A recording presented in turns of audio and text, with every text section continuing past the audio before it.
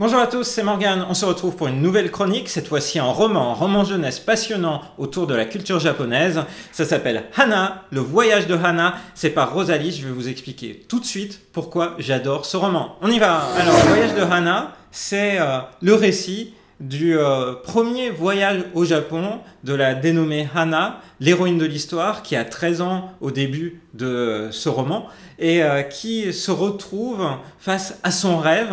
Elle a l'occasion de partir pendant 2 semaines en séjour linguistique au Japon, à moitié dans une école de japonais où elle va pouvoir justement apprendre la langue et à moitié plonger dans le quotidien d'une famille japonaise. Bref, c'est un peu ce que tout adolescent passionné de culture asiatique, passionné de culture japonaise peut souhaiter. C'est la chance qui lui est octroyée par ses parents de vivre cette expérience absolument fantastique de s'envoler justement pour Tokyo, puisque ce premier tome, car c'est une série, le voyage de Hana, ce premier tome s'appelle Premier envol vers le Japon, destination Tokyo.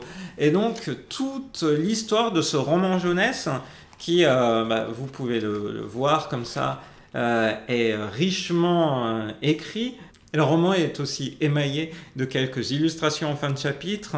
On retrouve le petit chat Yume qui avait marqué le livre jeunesse Envole-toi vers Yume. Là, c'était un conte qui était destiné à un public plus jeune, qui racontait la manière dont une petite fille, une petite Hana, beaucoup plus jeune, et son chat Yume rêvaient en fait de voyage à travers le monde.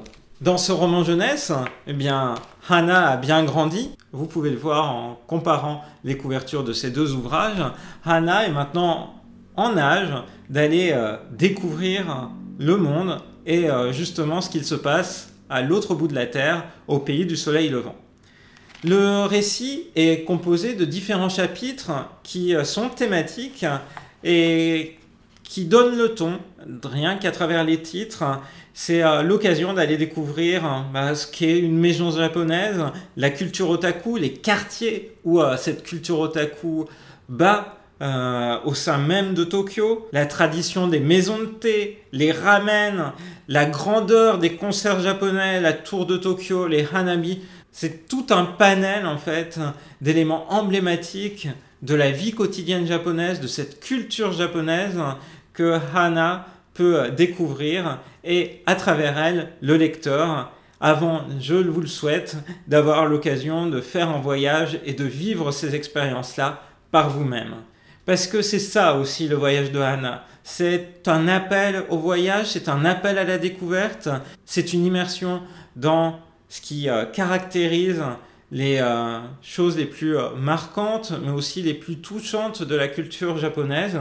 Et le roman, ce n'est pas que ça, c'est aussi des interactions entre les personnages, puisque je le disais en introduction, Hana va aller dans une école de japonais à Tokyo, et donc elle va se faire des nouveaux amis qui ont chacun une grande variété d'expériences passées. Bref, elle va beaucoup apprendre, tant sur le plan culturel que sur le plan humain. Et moi, personnellement, ce roman m'a rappelé énormément de souvenirs, parce qu'il est en lien avec aussi des expériences que j'ai pu faire en école de japonais ou simplement en profitant en fait des éléments emblématiques du Japon que sont les concerts, les hanabi, tout ce qui fait le sel et l'attrait de la vie quotidienne là-bas.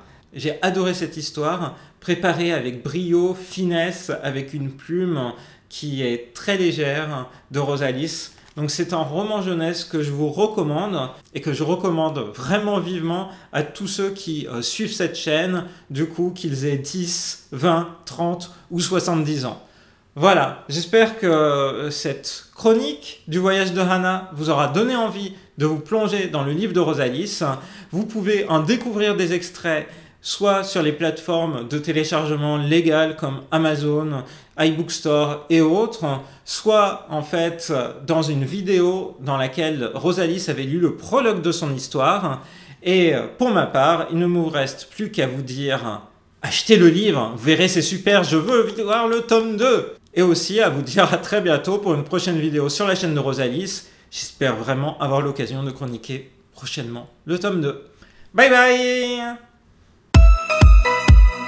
Tu sais, en fait, l'histoire de Hana, ça peut être un peu ton histoire en vrai, parce que t'as fait un séjour linguistique. Oui, c'est vrai. Ça m'a replongé dans ce quotidien du séjour linguistique. Je me suis dit, ah oui, je me rappelle de cette sensation. Ah oui, je me rappelle que j'étais le plus vieux dans l'assemblée, en fait, de toutes les personnes qui faisaient le séjour. Ouais, c'était très rigolo. Je me suis vraiment retrouvé dans ces intrigues. En fait, tu es Hana version Ah bon? garçon. Ah bah, il faut que je change la couleur de mes cheveux, hein, dis donc.